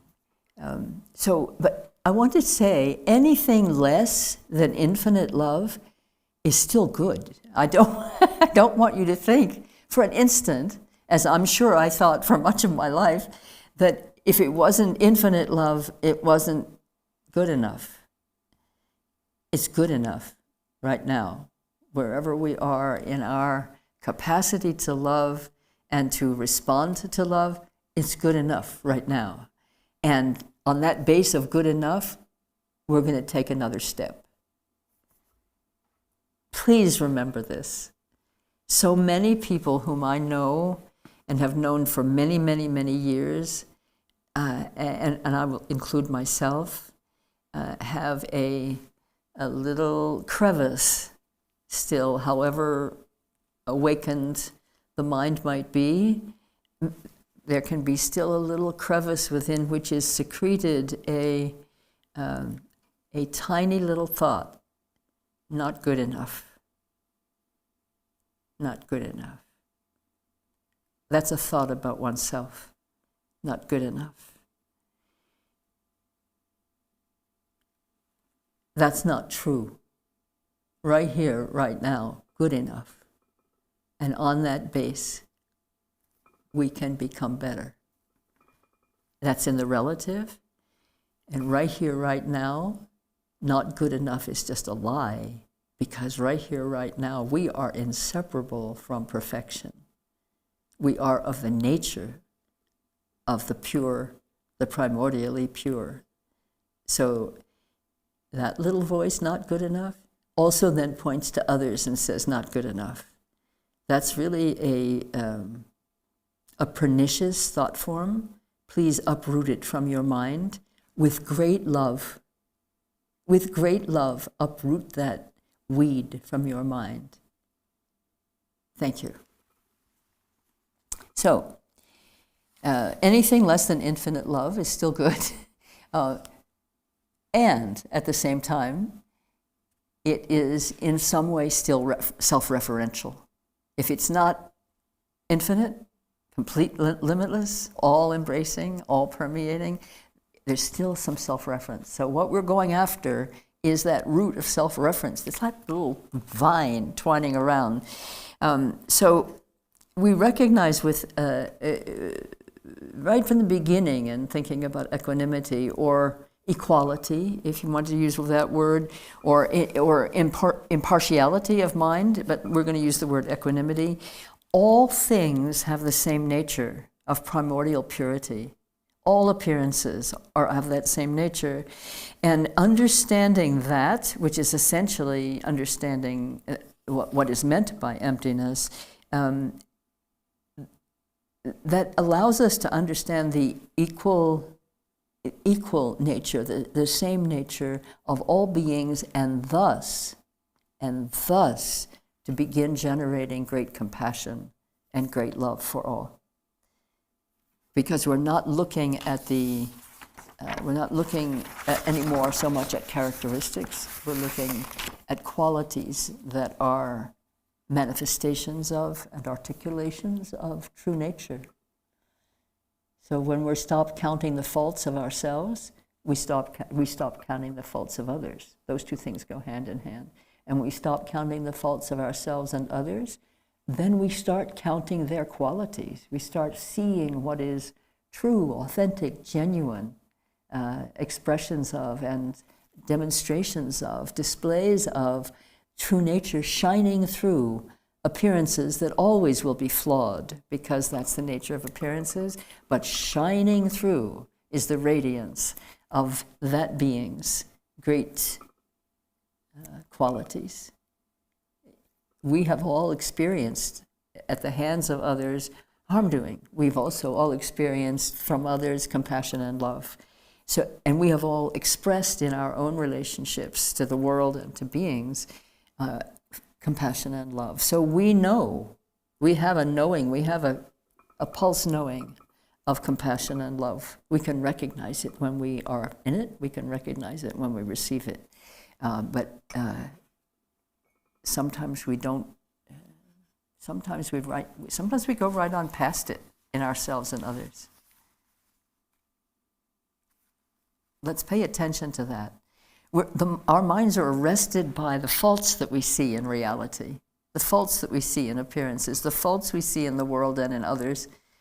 Those really catch our attention, and then we start ruminating, going, oh, but I want to really invite myself and you to have that same sharp mind for, oh, that person's activity. Look just at the way they picked that insect up. How loving, how considerate. Maybe not loving, but considerate. Didn't want to step on it, right? Or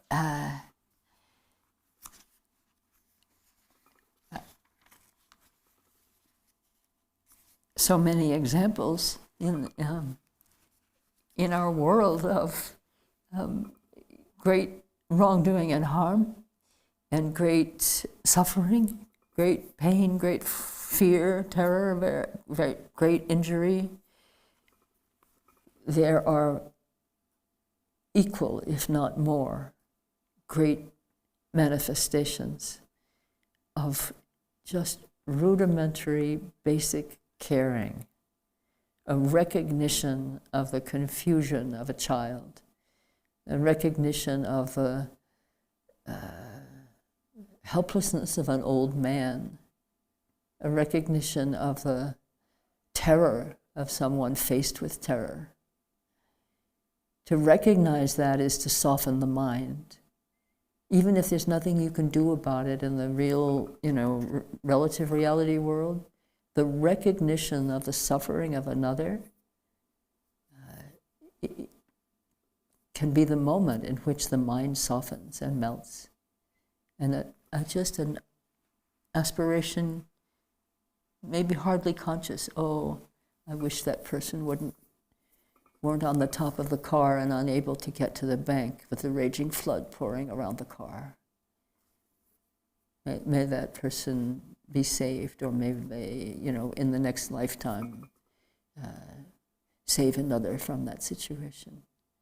It can be so humble and so ordinary, the way we give rise to our aspirations. It doesn't have to be highfalutin language and fancy.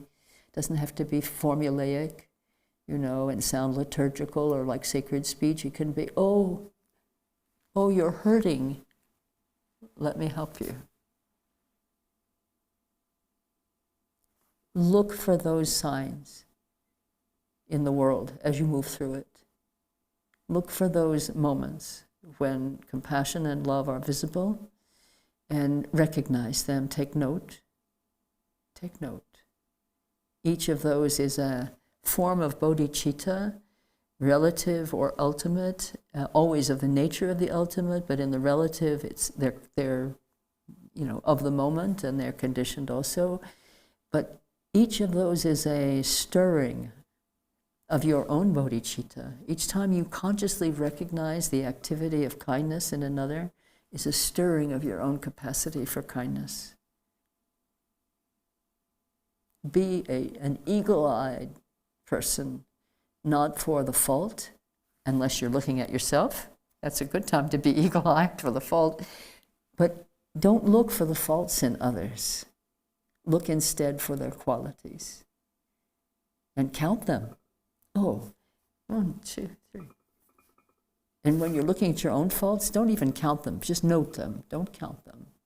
To be too oriented, particularly at the beginning of training, to be too oriented towards looking at your own faults, your own negativities, can be paralyzing. You can end up thinking, I am not going to practice anymore. This is hopeless. Or those words were so beautiful, but I could never. Those kinds of thoughts, you can tell I'm very familiar with them, right? So that's not good enough. Just abbreviate NGE, not good enough. Oh, that's that same old thing. That's right. I heard her talking about that. She went on and on about not good enough. Well, let's not us go on and on. Let's cut it when we see it. Not good enough. That's not about us. Okay? So, equanimity practice. Let's do it.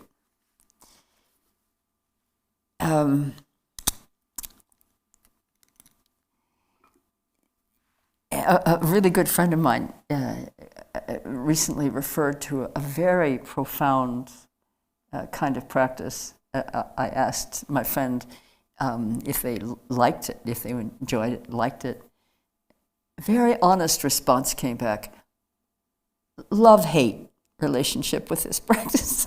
I really liked that because I know what that meant. For me, I've had that. Love the doing, don't always like what it's showing me. All right. Love the aspiration, it arouses in me, don't always like where I think I am in relation to that aspiration. So that love-hate thing can happen in relation to the highest practices that we have. It's just a momentary obscuration of mind. Just sweep it away. It's based in NGE, not good enough. Think instead, I'm holy. I'm holy. So we need equanimity in order to do anything good. And particularly we need equanimity if we have aspirations, as I know we all do, to generating great love and great compassion for beings and circumstances and situations. What's in the way of that is our own self-grasping, which I'm going to use the word self-reference in this context. Any thought of self, whether it's a conscious thought or just a in your mind, any thought of self is a grasping to the illusion and delusion of there being a self-existing self, or it's a full-blown elaboration of all the ways in which we place ourselves first. So when I say that even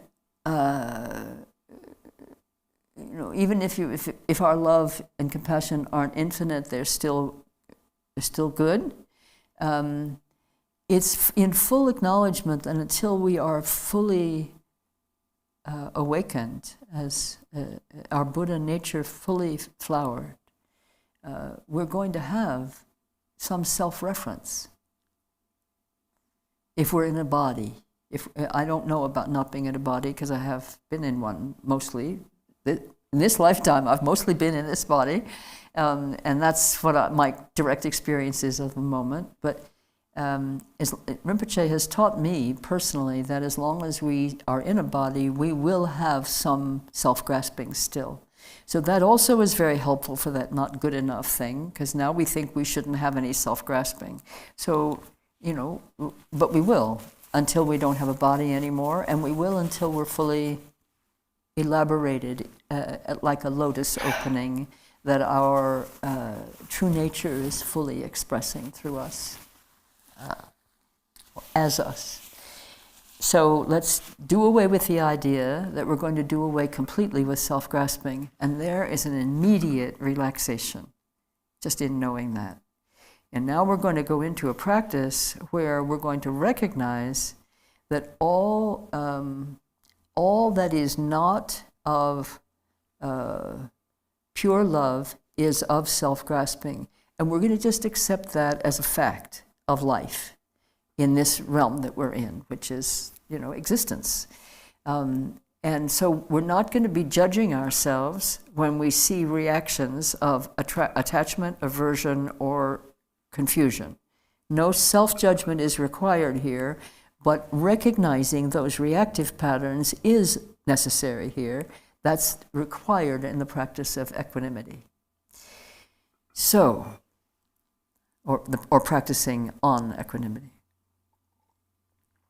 So, I want you to think that sitting in front of you, or sitting. Let's see ourselves sitting, as I think probably mostly we are, and sitting in front of us, right in front, like this, in an array, are three people. We're going to start with people. It applies to everything, every being, and every situation. But people are the hardest for us to have equanimity in relation to, because they get us where it hurts. All right. And besides, they talk back. It's much easier with crickets. So 3 people in front of you, person A, person B, and person C. You can refer to the notes that you have in front of you if you have them. It's fine. I'm going to be doing the same thing, but more quickly probably. So person A, and please pay very close attention. This is a very important practice. Without this, it's hard to go forward in some ways. And sometimes people do this practice and think, oh, okay, I did it. Now let me do what's next, higher, more elegant, more impressive. Equanimity practice is not a one-time event.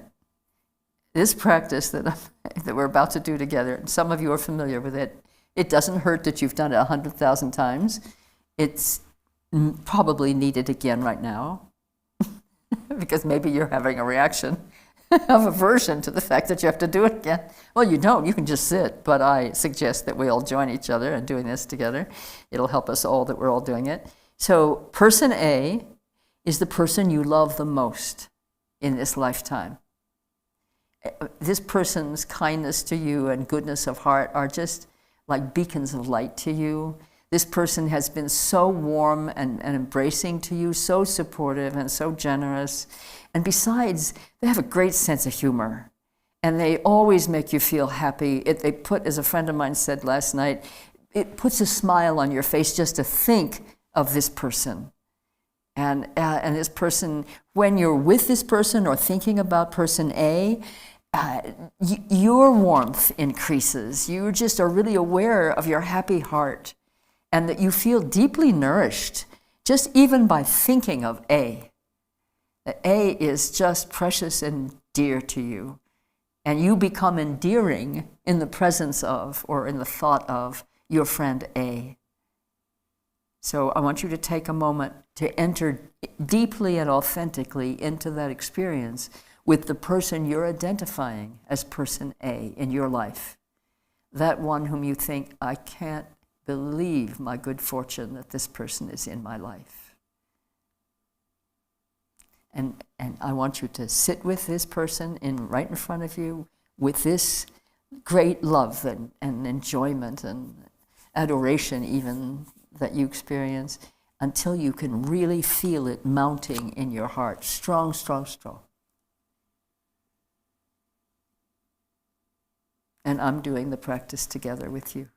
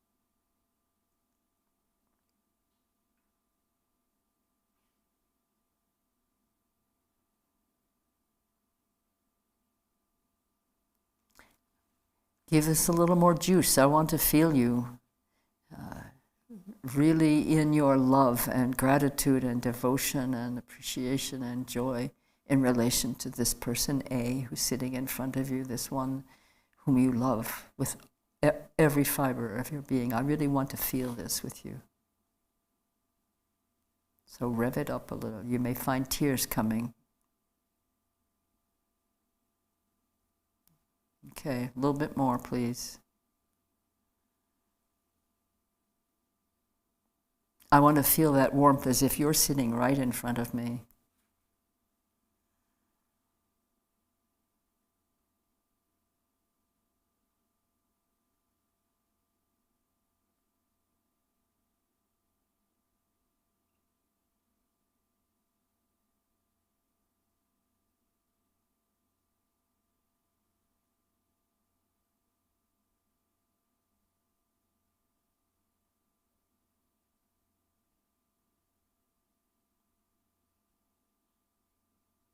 This is the person you would do anything for.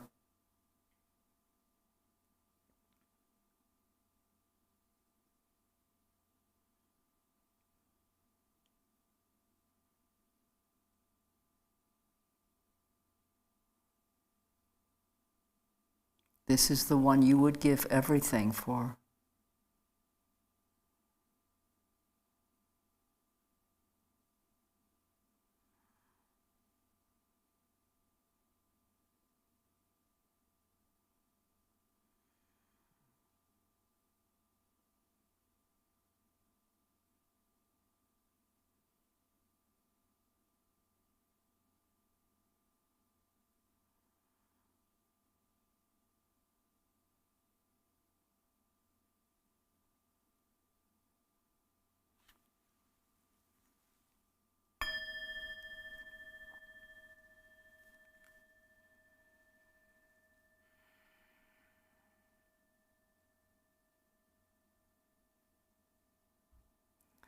Now, with that love in your heart, I want you to turn your attention to person B, who's sitting right in front of you. This is someone you don't even know, probably. Or maybe you've met that person, but there's no actual relationship here. This is someone whom you're neutral towards.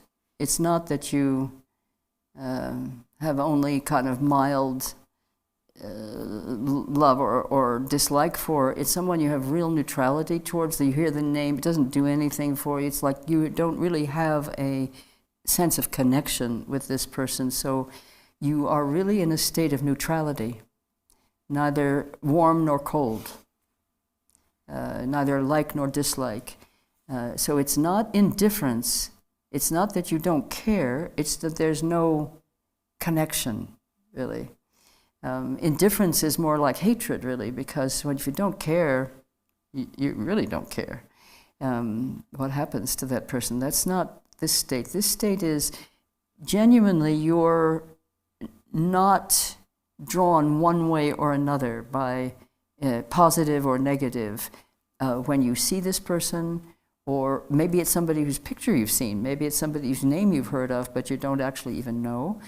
So nothing is aroused that you recognize as a reaction of any kind. It's just really neutral. The person could come towards you and walk on past, and you might note that a person had walked on past, but there wouldn't have been any recognition, particularly, any recognition. Now, I want you to generate love and compassion for person B that is as strong, as warm, and as durable as what you have generated and recognized naturally and spontaneously arising for person A. And I want you to sit with person B and consciously, energetically generate that authentic connection, authentic recognition, genuine caring, genuine warmth, genuine gratitude, if you will, towards person B. And I want to be able to feel that as you allowed me to feel your great love for person A. Please allow me to feel the way in which you're generating love and compassion for B is mounting in you, that you are stirring love and compassion consciously and intentionally for this person whom you have really no connection with at all. Go for it.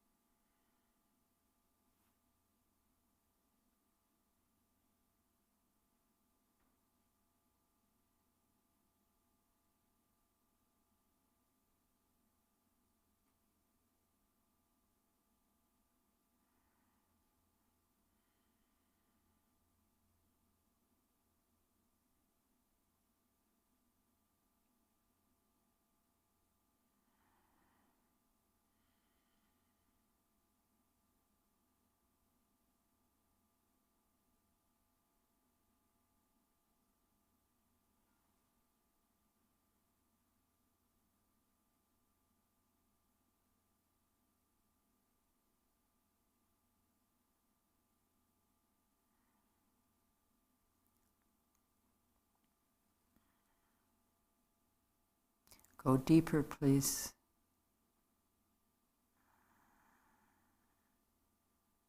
Stretch yourself.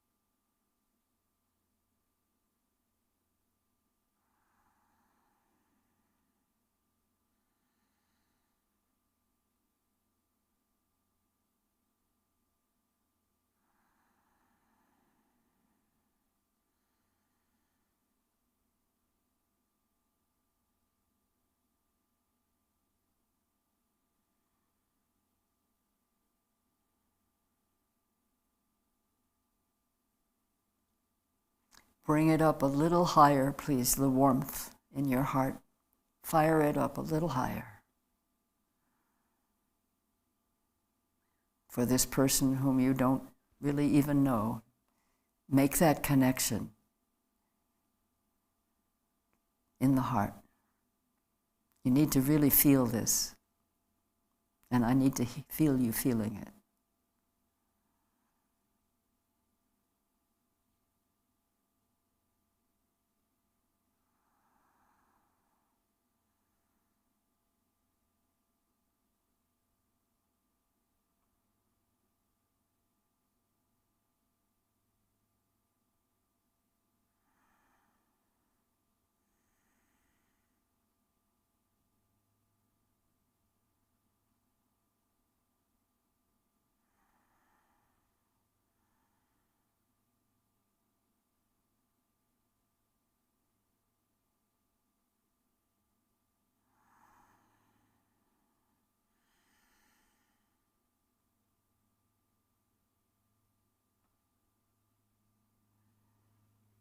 All right.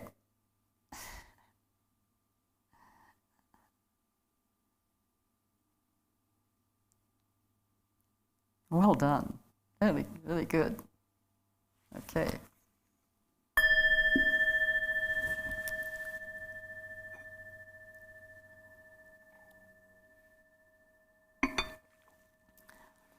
And now, of course, we're going to person C, whom you hate. Now, that's a strong word, but let's say, for whom you have some negative feelings that are actually of the nature of hatred, extreme aversion, or even mild aversion. It's still in that basket of anger, hatred. So it would seem as if this would be a harder person to practice with, this person C, but I want you to think of that person, who that person is, and plunk that person right down in front of you. And if you need for that person to come practically nose to nose with you because there's a fear involved, bring that person closer so that you're confronted with your fear, which is a good thing to recognize because that's often what gives rise to anger and hatred and aversion. So bring that person really close. This is person C, whom you really have intense aversion towards. Repugnance, disgust, rage, cold hatred, hot hatred, vengeful feelings, jealous feelings. This is a person who is really a negative factor in your existence. This isn't somebody that's sort of off in the stratosphere somewhere. This is someone whom you really are confronted with on a regular basis. Your negative feelings are aroused on a regular basis by this person.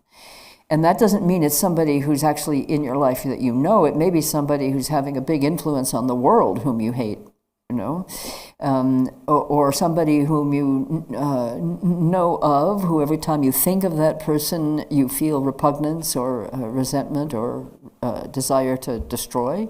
Some people, you know, really evoke reactions like that in even people who look like they're just extremely kind and well-meaning. You know, we actually can have thoughts like, wonder why that person's still here when so many others aren't, So don't sugarcoat this. Let this be somebody whom we actually might even use the word enemy for. And so I want to say something that those of you who've read this piece will already have recognized, but if you haven't read this piece, let me say something very clearly about this. You know what it's like to be in love and have obsessive thoughts about your beloved? Where is she or he? Oh, maybe we'll see each other on the street. Is she or he thinking of me? Are they wanting to see me? Are they, sobbing because we're parted from them? I mean, obsessive thoughts is what we're talking about here. And maybe I'll see them if I walk down this street, or maybe if I sit at home, with the phone in my hand, they'll call. That's never worked for me. I don't know if it's worked for you. So that obsessive fixated quality that we have when we're in an attachment relationship is the same obsessive fixated quality when we're in an aversion relationship, whether we actually know the person or not. And it's so in my writing about it, I said, well, we know what it's like when it's a love affair, but we never really think about it being a hate affair. But it's the same obsession, it's the same fixation, it's the same grasping, only it's aversion instead of grasping and reaching towards and wanting the person to come close. You have repugnance, you want to push that person away. Perhaps into non-existence. Perhaps into non-existence. This is an extraordinary opportunity for us when we have this kind of obsession, negative obsession with someone. This is person C. And you're going to practice on person C. You're going to practice with person C right up close to you until you have at least the first stirrings of compassionate intention or the first flutterings of caring concern. These are signals of love. These are signals that you have the capacity to love that being whom you presently hate. Just like love can turn suddenly to hate, hate can turn suddenly to love. Give it a chance. You're going to practice now on person C. I don't care if it is hard, if you want to put this aside, if you want to pretend you're practicing.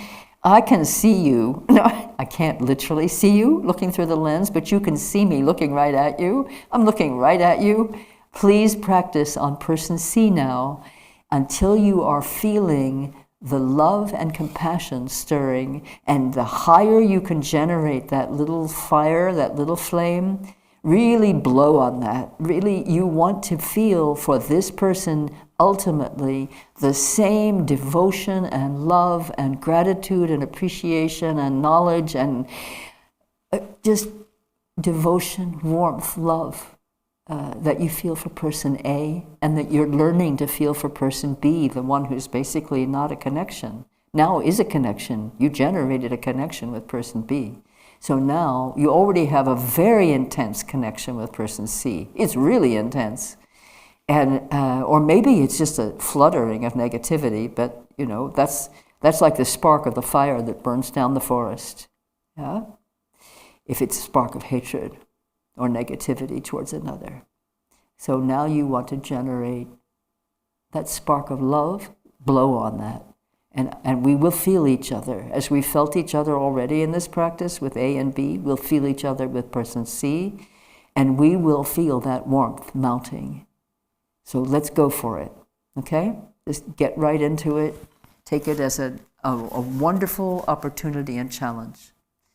This is your opportunity to return, okay? Wait for it, they say.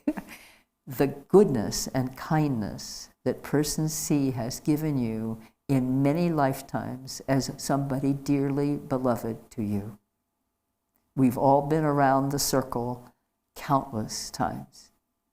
In every lifetime, person C has in some way or another, even if it's just a butterfly pleasing your eye as it flies by, or a kind breeze.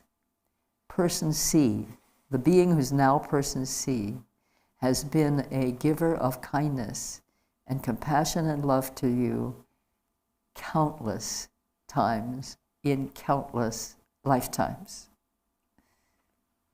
Okay. Go.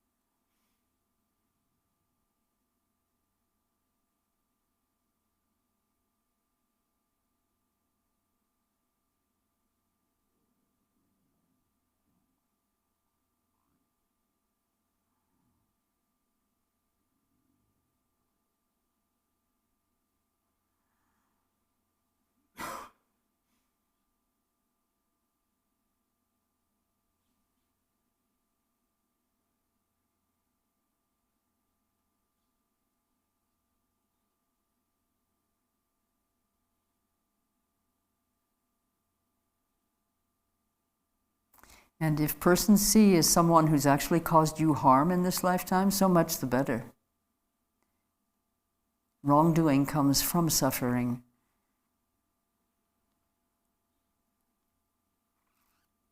Have compassion for the one whose suffering has caused you harm. Authentic, deep-hearted, genuine compassion. Wanting that person not to suffer anymore. And authentic, deep-hearted, vast love. Wanting that person who's caused you suffering to have the greatest happiness, which is worldly happiness and ultimate happiness.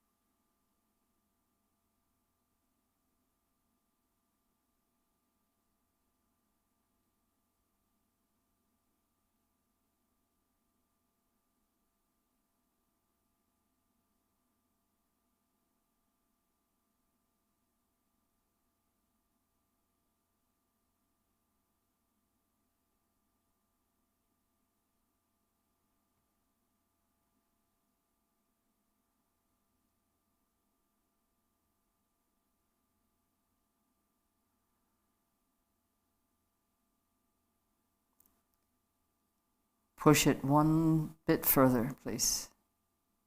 Just push it a little bit further.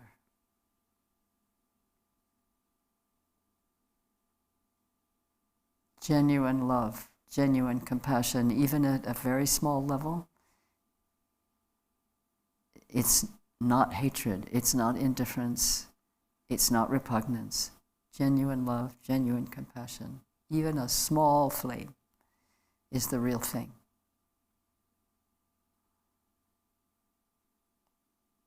Good.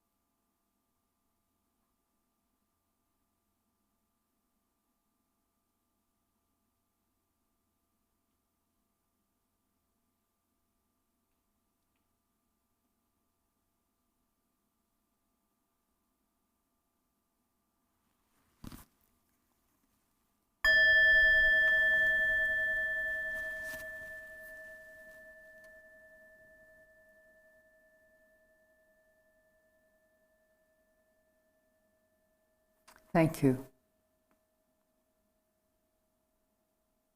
Thank you for your good-hearted, full-hearted, warm-hearted practice. Number one of many practices of this kind, please. Take this really seriously.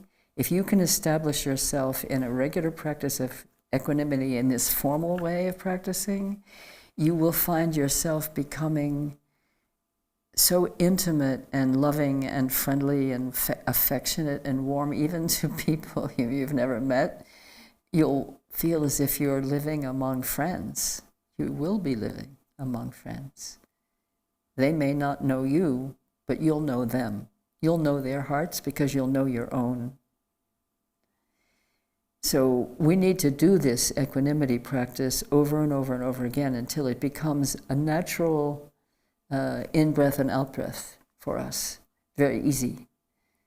Hardly have to think about it. You recognize a twinge of, aversion, and you immediately are present in your remembrance that this is a being who has the same nature as you, and that nature is love.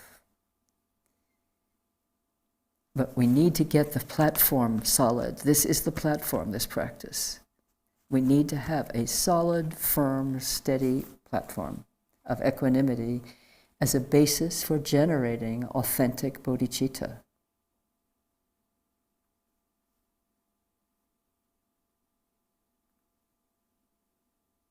So I invite you, encourage you, in fact, I implore you and exhort you to do this practice.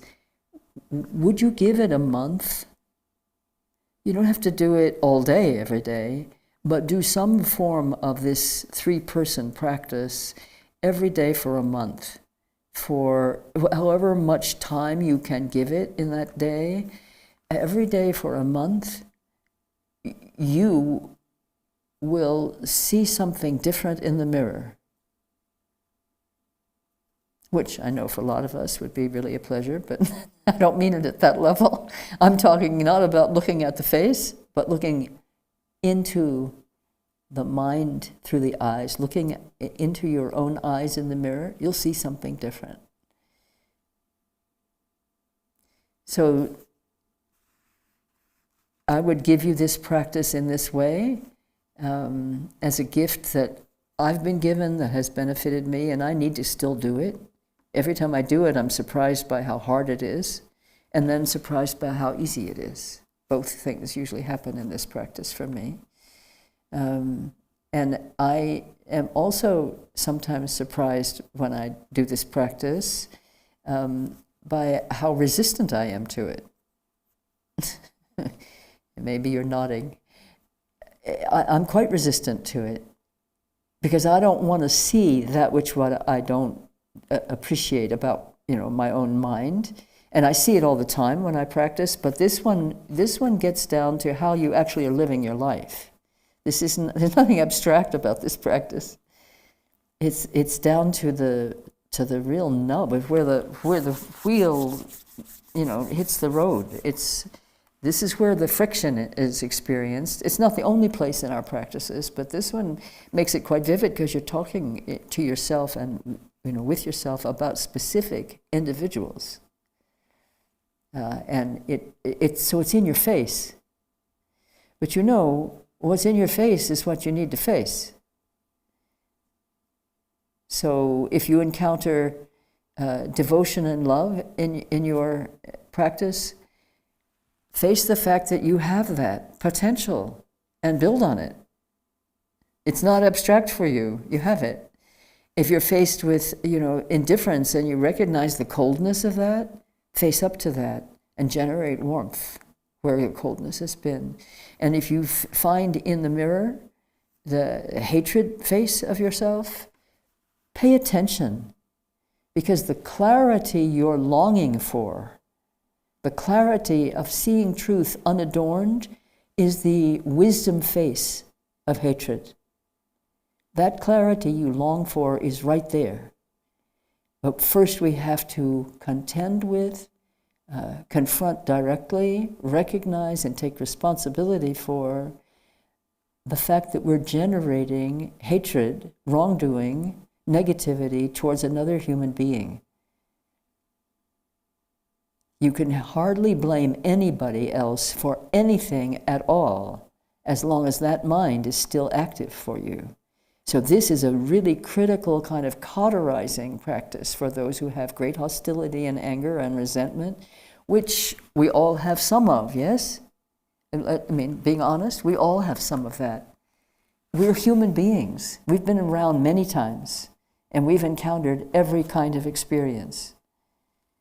I myself am aware of having at one point been released from lifetimes of actual torture upon the bodies that I wore in many lifetimes in specific places.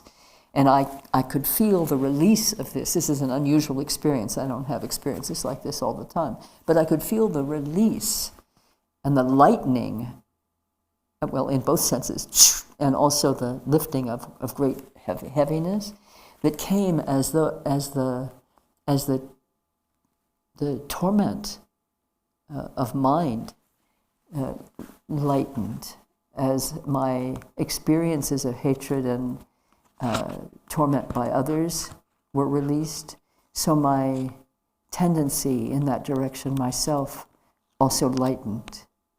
So think of your enemy as one who's bringing you a gift. As you learn to really care for that being, you're opening the portal to wisdom. So this morning we've begun our work with what we've been asked to do today and tomorrow, to remove what obscures our ability to look truth right in the face and recognize ourselves.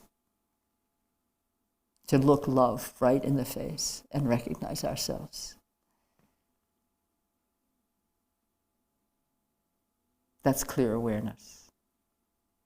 We're going to practice clear awareness together this afternoon. I'll give some little bit of teachings about it, but mostly I want us to be able to sit in that which is natural.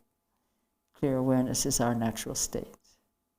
And we've just swept away some of what is in the way of our being able to see that. I love you dearly. You're my person A.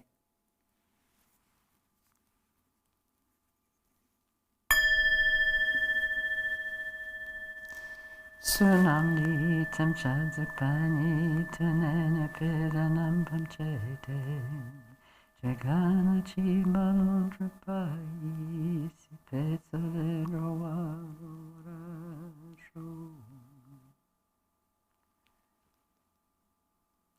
By this activity, which is unequivocally virtuous, may all the merit that we have just generated in this time together this morning be dispersed